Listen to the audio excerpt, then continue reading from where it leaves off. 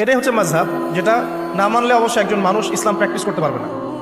সবাই তো আর কোরআন সুন্নাহর সব জ্ঞান লালন করে না, করে? সবাই কি কোরআন সুন্নাহর সমস্ত জ্ঞান লালন করবে? কোরআন এবং হাদিস ফলো করতে হবে। তো কোরআনের সব আয়াত কি আমি জানি? সব আয়াতের ব্যাখ্যা আমি জানি? হাদিসের সব হাদিস কি আমার মুখস্থ আছে বা ব্যাখ্যা আমি জানি? জানি না। যেহেতু আমি কোরআন এবং হাদিসের সব কিছু জানি না, আংশিক জানি, তাই আমার জ্ঞানটা আংশিক হবে। এখন আমার সামনে একটা মাসালা পড়ে গেল, যে মাসালা সম্পর্কে আমার জ্ঞান নাই, তখন আপনি কি করবেন? নিশ্চয়ই কোনো আলেমকে জিজ্ঞাসা করবেন, কোনো বড় পীর সাহেবকে জিজ্ঞাসা করবেন, বা যিনি বরেণ্য স্কলার তাকে জিজ্ঞাসা করবেন। তিনি আপনাকে কোরআন সুন্নাহ গবেষণা করে একটা ইস্তেহাদ বা ফতোয়া দিবেন। এই যে আপনি তার মতটা নিলেন, এটাই মাযহাব। এটা খারাপ কিছু না, এটা পথ, মানে তার মতটা নেয়া। এটা না নিলে সাধারণ মুসলিমরা তো আর দিন পালন করতে পারবে না। সবাই তো আর বড় আলেম না, সবাই কি আলেম? যিনি বরেণ্য আলেম, যিনি কোরআন হাদিস সব পড়ে ফেলছে, তার ব্যাপার ডিফারেন্ট। সে নিজেই মুস্তাহিদ, তার তো আর মাযহাব মারার প্রয়োজন হচ্ছে না।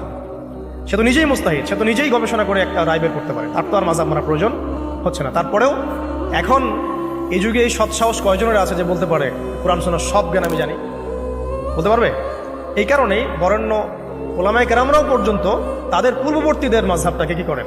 ফলো করেন। যেটা ফলো না করলে আপনি কিন্তু ইসলামটা পরিপূর্ণরূপে বুঝতে পারবেন না, সমস্যা হয়ে যাবে। আংশিক জ্ঞান নিয়ে যদি আপনি কোরআন সুন্নাহ গবেষণা করে মাসালা বের করতে চান, সমস্যা হয়ে যাবে, আপনি বিভ্রান্ত হয়ে যেতে পারেন, যেহেতু সব জ্ঞান আপনার নাই।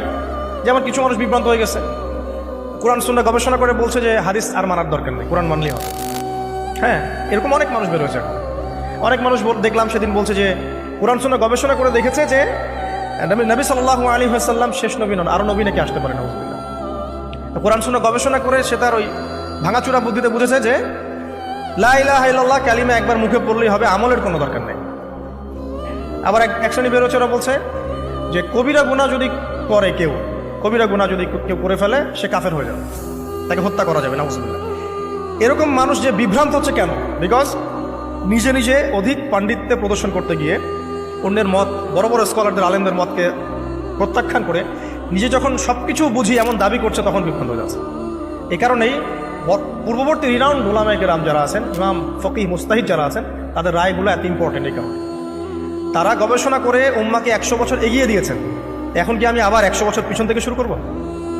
বুঝাচ্ছি তারা। মেডিকেল সায়েন্স আছে না, মেডিকেল সায়েন্স, মেডিকেল সায়েন্সের যে বইগুলো পড়ে মানুষ ডক্টর হয়, সেই বইগুলো ওই সেকশনের বিজ্ঞ পণ্ডিতরা লিখেছেন না, ঠিক আছে না? এখন কেউ যদি ডক্টর হতে চেয়ে বলে যে আমি এই বইগুলো পড়বো না, আমি আবার নতুন করে বই লিখে বই হয়ে পড়ে ডক্টর হবে, যদি করতেও পারে, তাও তো আর সে 100 বছর পিছায় গেল। বুঝতে পারছি না মনে হয়। কেউ ইঞ্জিনিয়ার হতে চায়, ইঞ্জিনিয়ারিং পড়তে গেলে তাকে অনেক বই পড়তে হয় না, প্রামাণ্য কিছু বই পড়তে হয়। সেই বইগুলো কে লিখেছে? বড় বড় ইঞ্জিনিয়াররা লিখেছে এই সূত্রগুলো, তাই না? এই বইগুলো পড়ে তারা ইঞ্জিনিয়ার হচ্ছে। এখন একজন মনে করলো, চিন্তা করলো যে আমি ইঞ্জিনিয়ার হব, ইঞ্জিনিয়ারিংয়ের যত বই আছে নিজে আমি গবেষণা করে আবার নতুন বই লিখে ওই বইগুলো পড়ে আমি কি হব? ইঞ্জিনিয়ার হব। এই যদি ইঞ্জিনিয়ার হয়ও, তাহলেও কিন্তু 100 বছর পিছিয়ে গেল। বিজ্ঞানী হবে, যে বিজ্ঞানের অনেক সূত্র আছে না, ফিজিক্সের, কেমিস্ট্রি, বায়োলজির অনেক সূত্র আছে না, এই সূত্রগুলো গবেষণা করে করে মানুষ বড় বড় বিজ্ঞানী হচ্ছে না। এখন কেউ যদি চিন্তা করে না আমি নতুন করে সব তত্ত্বগুলো আবার আবিষ্কার করব, করে প্রামাণ্য বই লিখবো, সেই বই পড়ে নিয়ে আমি আবার বিজ্ঞানী হব, কত বড় বোকা, চিন্তা করেছেন? তো এখন বিষয়টা হচ্ছে, যারা 100 বছর এগিয়ে দিয়েছেন উম্মাকে, নতুন করে আবার 100 বছর পিছন থেকে শুরু করার কোনো মানে নাই। হ্যাঁ, এখন কি করতে হবে? যদি এমন নতুন নতুন কিছু মাসআলা বের হয় যেগুলো কোরআন সুন্নাহর সাথে সরাসরি পাওয়া যাচ্ছে না, তখন আপনি কি করবেন?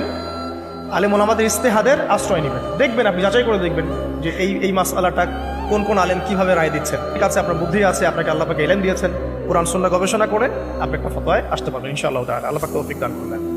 যেটা বলছিলাম, শর্ট করে বলি, যে আল্লাহ পাক আমাদেরকে পৃথিবীতে নামিয়ে দিয়ে এতিম ছেড়ে দেন নাই। কোরআন সুন্নাহ দিয়েছেন, একটা রোল মডেলও দিয়েছেন। কোরআন সুন্নাহ নাজিল করেছেন, এটা দিয়ে ইসলামকে পরিপূর্ণ করেছেন, ঢোকানোটা বের করার কোনো সুযোগ নাই। একই সাথে আল্লাহ পাক রাসূল সাল্লাল্লাহু আলাইহি ওয়াসাল্লামের আদর্শ সামনে রেখেছেন, এটাকে ফলো করে আপনাকে কোরআন সুন্নাহ মানতে হবে। এখন নবী নাই, সাহাবী নাই, তাবিঈ তারা নাই, কিন্তু তাদের উত্তরসূরি ওলামায়ে কেরাম তো আছে, মুস্তাহিদ কেরাম আছেন, মুফাসসিররা আছেন, মুহাদ্দিসরা আছেন। তাদের রায়গুলো মেনে আপনাকে দিন ফলো করতে হবে। হ্যাঁ, তাদের কোনো রায় যদি দেখা যায় কোরআন সুন্নাহর সাথে সরাসরি বিরোধী হয়ে গেছে, একজন বড় আলেম মনে করেন বললেন যে হ্যাঁ, সুদি এনজিওতে টাকা রাখা যেতে পারে, হয়তোবা সে বিক্রি হয়ে গেছে বা তার কোনো মতের ভ্রম হয়েছে বা কোনো একটা কারণে, কোনো স্বার্থে সে কথাটা বলছে। এবার আপনি বুঝতে পারছেন তার নাম অনেক বড়, টাইটেল অনেক বড়, কিন্তু সে সরাসরি কোরআন সুন্নাহর বিরোধী একটা কথা বলছে। আপনি নিবেন? তখন আপনি নিবেন, তখন ওই মাসআলাটা নিয়ে অন্য আলেমদের কাছে যাবেন যে অমুক আলেম তো এই কথা বলছেন, আপনারা কি বলছেন। তখন আপনি যাচাই বাছাই করে একটা সিদ্ধান্তে আসতে পারবেন। এভাবে দিন পালন করলে ইনশাল্লাহ বিভ্রান্ত হবে না ইনশাল্লাহ। আর একা একা বুঝে সব করতে গেলে সমস্যা আছে। আল্লাহ পাক আমাদেরকে একটু বোঝার তো